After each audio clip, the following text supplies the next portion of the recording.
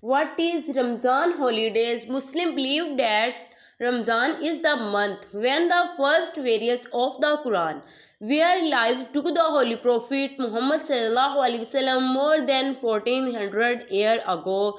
Fasting is one of the five pillars of Islam, along with the Muslim declarations of faith, daily prayer, charity, and performing the Hajj pilgrimage to Mecca is if physically and financially capable. Ramzan saying in different language, the month begins with the sight of the new moon and is usually followed by a rush of greetings to the welcome.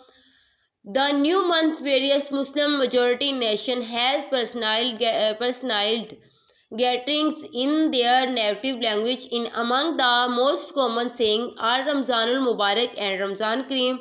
These are Arabic saying that translate is beside Ramzan and generations.